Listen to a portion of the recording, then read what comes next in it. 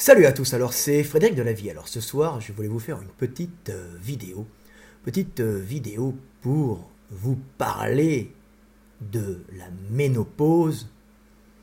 et pour vous faire comprendre le monde, pour vous expliquer pourquoi la femme se retrouve stérile bien avant d'être vieille, alors que l'homme, lui, dans la décrépitude de la vieillesse avancée, conserve une fertilité qui souvent lui est d'aucune utilité, mais qui parfois est utile, comme je vous l'ai déjà expliqué dans certaines vidéos et dans mes textes. Mais je ne m'étais pas penché sur la question de la ménopause, de la cause profonde de cette stérilité précoce chez la femme. Et je vais vous l'expliquer dans cette petite vidéo en vous lisant un texte qui, je l'espère, vous fera comprendre le monde et vous montrera que si injuste cette stérilité féminine précoce puisse paraître, elle est en vérité faite pour sauver l'humanité et permettre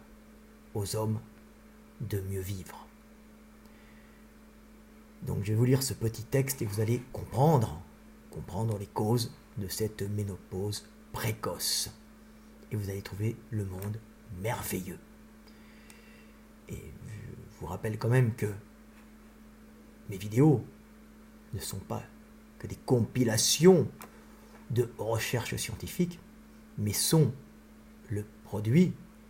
d'une réflexion intérieure et souvent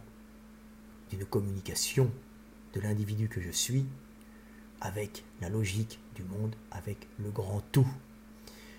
Donc je vais vous lire ce petit texte sur la ménopause. Ce petit texte s'appelle « Ménopause salvatrice ». Si les hommes sont fertiles toute leur vie et ne cessent de produire des spermatozoïdes dans leurs testicules, renouvelant ainsi sans cesse leurs réserves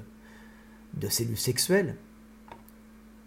les femmes, quant à elles, commencent leur vie avec en elles un stock d'ovules qui se forme quand le fœtus féminin est encore dans le ventre de sa mère. Stock qui ne cessera de décroître à partir des premières règles et qui se tarira la ménopause venue. Ménopause qui survient, selon les femmes, entre 40 et 55 ans et consécutive à l'expulsion des derniers ovules. Ainsi, si l'homme est fertile toute son existence, même jusque dans la décrépitude de la vieillesse, la femme, à partir d'un certain âge, et même en pleine capacité de ses moyens intellectuels et physiques, se retrouve confrontée à cette terrible stérilité. Il est donc logique de s'interroger sur les causes de cette stérilité féminine précoce, qui paraît pour le moins injuste pour la femme, mais qui, après analyse et compréhension de ces causes, nous permet de saisir la grande logique de la vie, qui n'a pour unique fonction que de permettre à l'humanité de perdurer, de croître et de prospérer. À la différence de l'homme qui peut transmettre la vie de nombreuses fois par le seul fait de s'unir à la femme, devenant mère, fera quant à elle croître son enfant en elle pour ensuite l'allaiter. Tout cela sur ses propres réserves énergétiques corporelles, ce qui est extrêmement éprouvant et destructeur pour l'organisme de la maman. Si l'homme se dégrade dans sa lutte permanente pour conquérir le monde et en rapporter l'énergie à la femme qui portera ses petits, la femme, elle, se dégradera dans le don d'elle-même à ses enfants. Enfants qui se nourriront de son corps dans les premiers temps, lors de leur croissance intra-utérine, et ensuite par l'allaitement, où ils continueront de se nourrir du corps de leur mère. Si la femme n'avait pas cette programmation de stérilité précoce, elle finirait avec l'âge et les accouchements successifs par épuiser son organisme jusqu'à mourir précocement, limitant du coup la survie de ses enfants qu'elle ne pourrait pas assister et éduquer correctement, et emportant dans cette mort précoce tout un savoir féminin qu'elle aurait pu transmettre aux jeunes femmes de sa famille et de son groupe. La nature ne sélectionnant que ce qui est bon pour le groupe,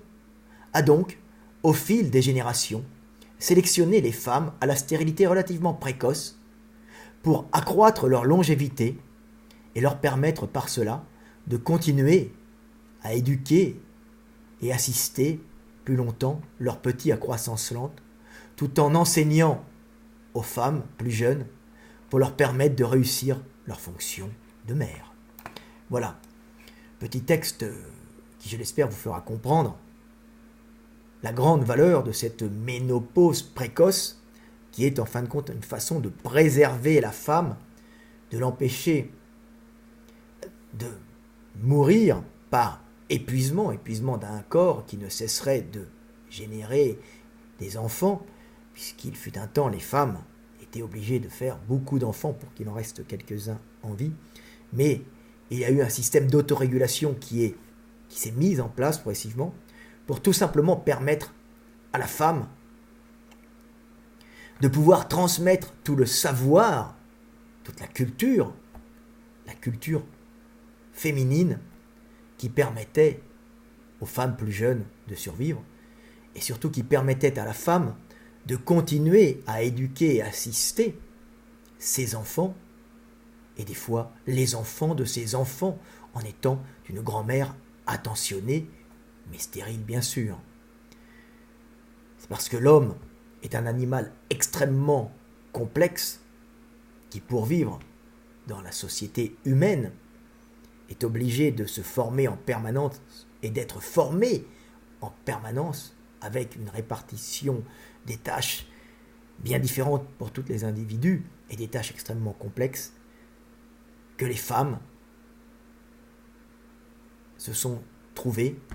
avec cette programmation, cette sélection de programmation de stérilité précoce, leur permettant de rester en vie pour enseigner et pour aider les autres humains, leurs enfants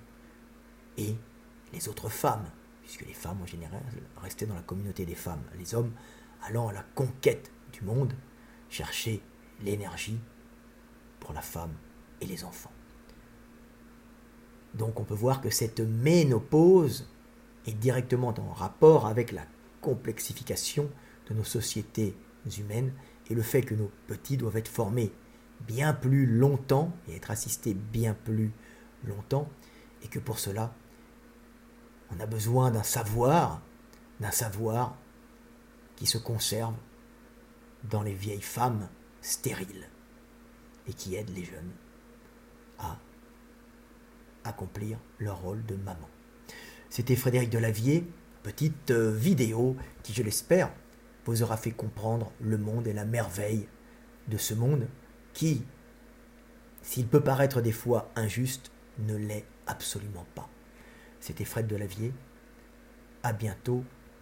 Paix sur terre. Aimez-vous les uns les autres.